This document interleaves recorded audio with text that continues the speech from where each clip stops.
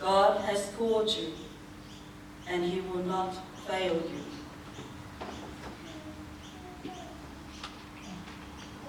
The word of the Lord. Let us stand for the gospel.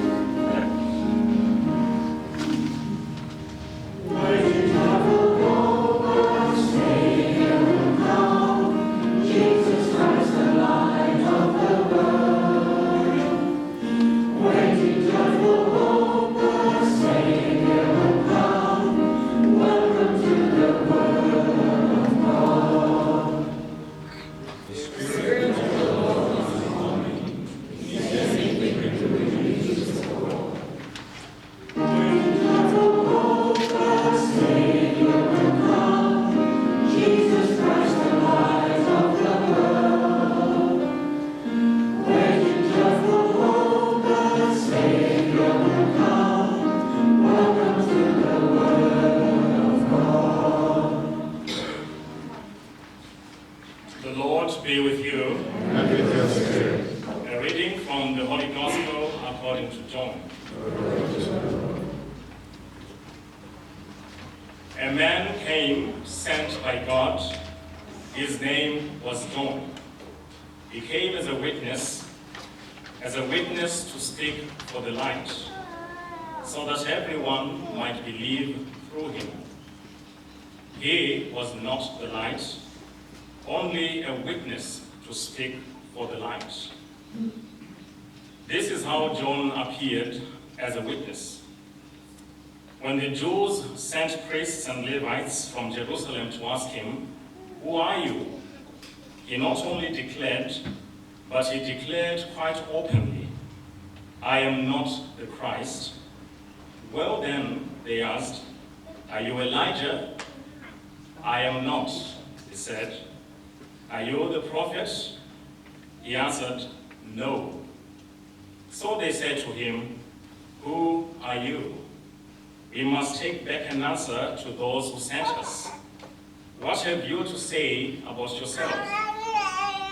So John said, "I am as Isaiah prophesied, a voice that cries in the wilderness, 'Make a straight way for the Lord.'" Now this man had been sent by the Pharisees, and they put this further question to him: "Why are you baptizing if you are not the Christ, and not Elijah, and not the prophet?"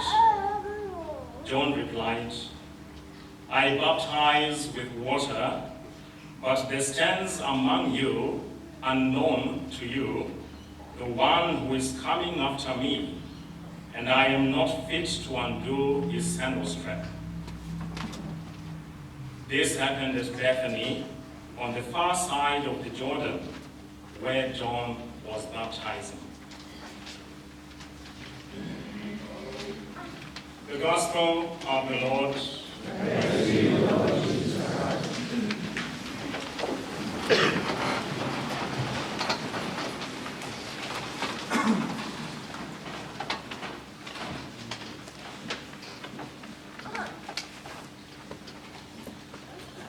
Today's readings shine out with joy and hope.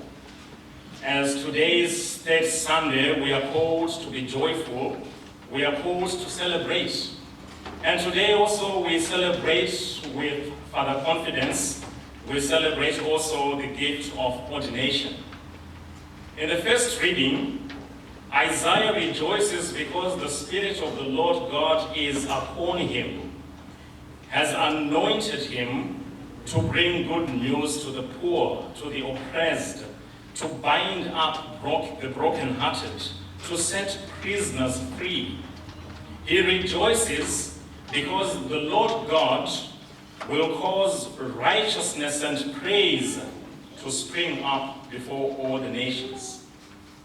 In the second reading, St. Paul exhorts the Christian community to rejoice always, be happy at all times, he says, to give thanks in all circumstances, to hold fast to what is good and to abstain and avoid what is evil. Why? Because he says, this is the will of God in Christ Jesus for you. In the gospel today, the gospel speaks of a man sent from God whose name was John. His mission, his sole purpose in life was to witness to the light.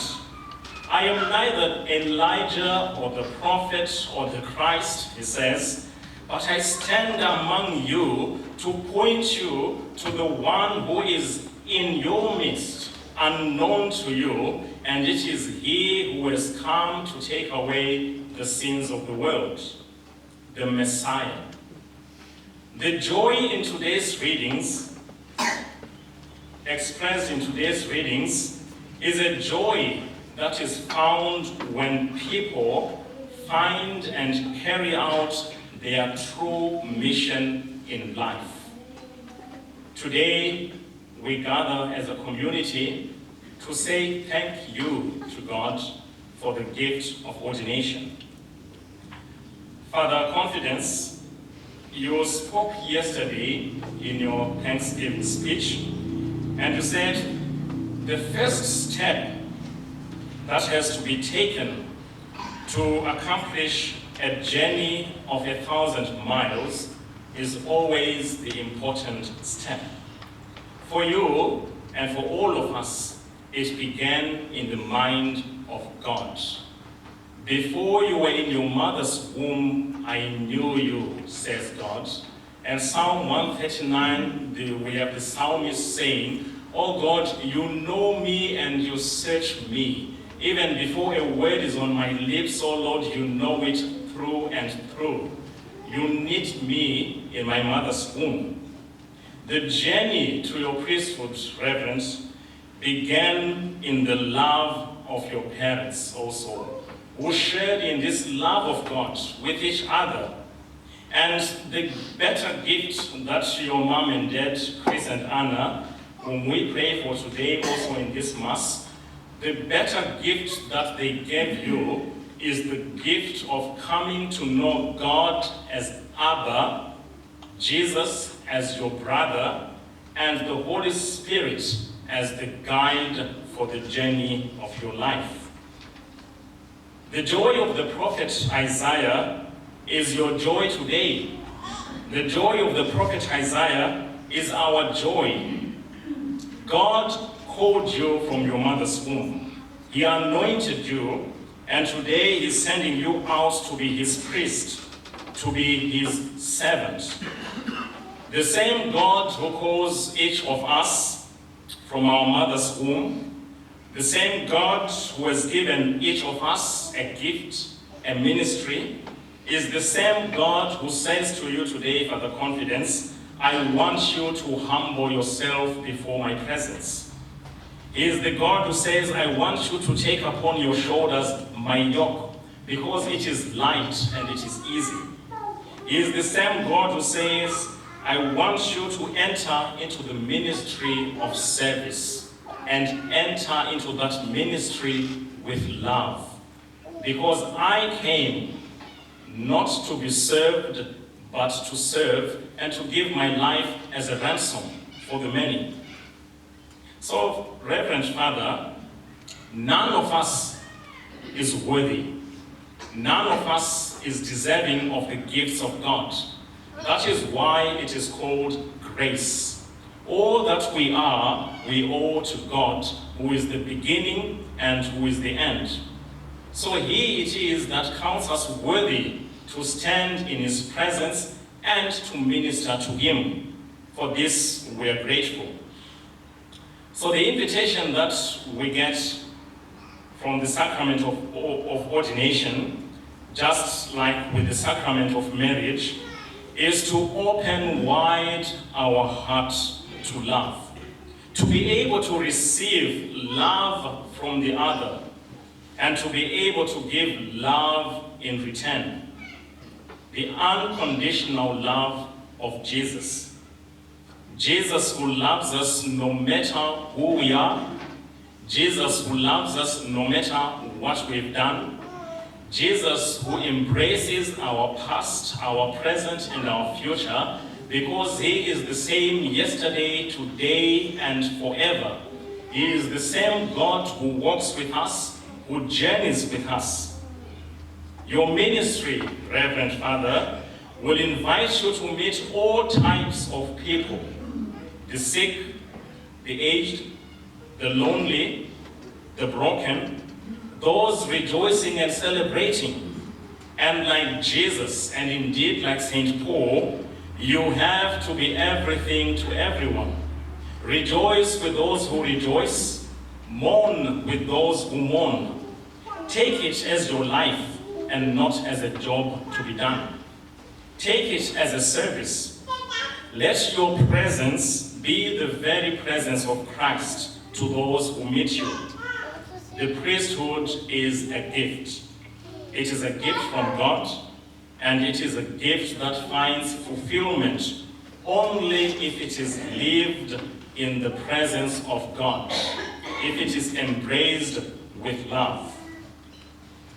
We rejoice today because you said to the invitation, "Whom shall I send?" You said, "Here I am, Lord, send me." We rejoice today because you have said to the Lord, "Wherever you go, I will follow you, even to Calvary."